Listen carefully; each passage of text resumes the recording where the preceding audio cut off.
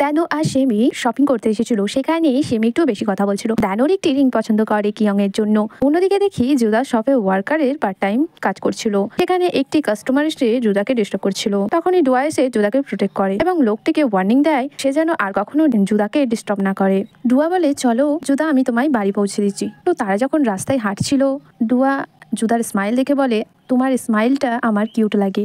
তখনই সেখানে ন্যামজনের এন্ট্রি হয়। তাদের দেখে বলে, তোমরা এখানে কি করছো? ডুয়া বলে, আমি শুধু ওর হেল্প করছিলাম। এই কথা বলে ডুয়া সেখান থেকে চলে যায়। অন্যদিকে দানুকে দেখি সে তার ড্যাডের কাছে রিকোয়েস্ট করছিল তাকে যেন ট্রিপে যেতে দেওয়া হয়। তো তার ড্যাড এটা ভেবে পারমিশন দেয় দানুর কাছে বেশি টাইম নেই। তো দানু ভাবে, ড্যাড তুমি তো পারমিশন দিয়ে দিলে, কিন্তু রাইটার কি পারমিশন দেবে? নেক্সট ডেতে দেখি সবাই নোটিফিকেশন দেখছিল, যেখানে লেখা ছিল এই পুরো পিকনিকের খরচ করবে ন্যামজুন এবং লোকেশন সেই ঠিক করবে। ন্যামজুনের এই ট্রিপে আসার কারণ হলো জুদা শুধু তার জন্য এই পিকনিকে খরচ বহন করেছে। নেক্সট সিনে দেখি দানুকে সে জেমসের সাথে কথা বলছিল। তো তারা যখন উইন্ডো দিয়ে দেখতে পায় নাম্বার 13 দাঁড়িয়ে আছে, দানু তখনই সেখানে চলে যায়। কিন্তু জেমস নাম্বার 13 কে দেখে কিছুটা আপসেট হয়। অন্যদিকে নাম্বার 13 কে দেখি তার হাতে কাট হয়ে গেছে, যার জন্য সে মেডিসিন রুমে যায়। দানু তার পিছনে যেতে গিয়ে পড়ে যায় এবং হাঁটুতে একটু কাট হয়ে যায়। তবুও দানু তার কাছে যায় এবং তাকে ফার্স্ট এড খুঁজতে হেল্প করে। তো দানু নামাতে গিয়ে ফল ডাউন হয়ে যাচ্ছিল। নাম্বার 13 তাকে ধরে ফেলে। তারপরে দানু ব্যান্ডেজ লাগিয়ে দেয় নাম্বার 13 এর হাতে। নাম্বার 13 দানুর হাঁটুতে কাট দেখে মেডিসিন লাগিয়ে দেয়। তারপর থেকে দানু যখন নাম্বার 13 কে দেখে নিজের নাম বলে, যাতে নাম্বার 13 অন্যদের মতন ভুলে না যায়। ক্লাসের বাইরে যাচ্ছিল তখনও দানু তার নাম বলছিল। আবার যখন প্লেগ্রাউন্ডে রান করছিল তখনও দানু গিয়ে তাকে তার নাম বলছিল।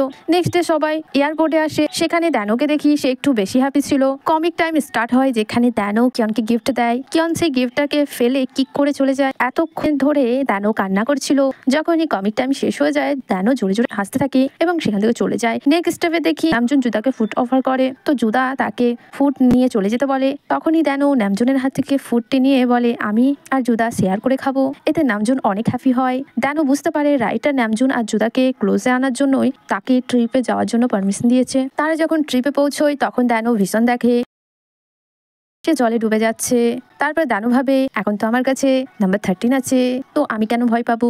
তো কমিক টাইম স্টার্ট হয়, সেখানে কিয়ন আসে এবং দানু লাভ স্টোন অর্ধেক ভেঙে জলে ফেলে দিয়ে বলে, আমি কখনো তোমাকে পছন্দ করতাম না আর কখনো করব।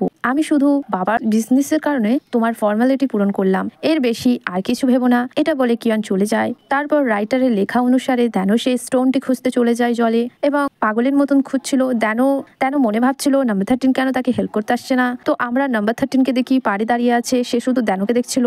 দানু বলে, আমি মনে হয় আমার ডেস্টিনি চেঞ্জ করতে পারবো না। দানু স্যাড হয়ে পাড়ে উঠে আসে। তারপর সেই অর্ধেক স্টোন নিয়ে সেখানে লেখা মুছে দিয়ে নিজের ইচ্ছাটা লেখে যে আমি বাঁচতে চাই এবং কিছু পাথরের উপরে রাখা ট্রাই করে, বারবার পড়ে যায়। দানু আরো বেশি আপসেট হয়ে যায়। তখনই সেখানে নাম্বার 13 দানুর হেল্প করতে আসে। দানু বলে, তুমি যতই ট্রাই করো না কেন, তুমি আমার মতনই ব্যর্থ হবে। এই কথা বলে দানু সেখান থেকে চলে যাচ্ছিল। তখনই নাম্বার 13 প্রথমবারে দানুর নাম ধরে ডাকে। আর আমরা প্রথমবার এই ড্রামাতে নাম্বার 13 এর কথা শুনি। আমরা নাম্বার 13 এর ব্যাগে সেই সিক্রেট বুকটি দেখতে পাই।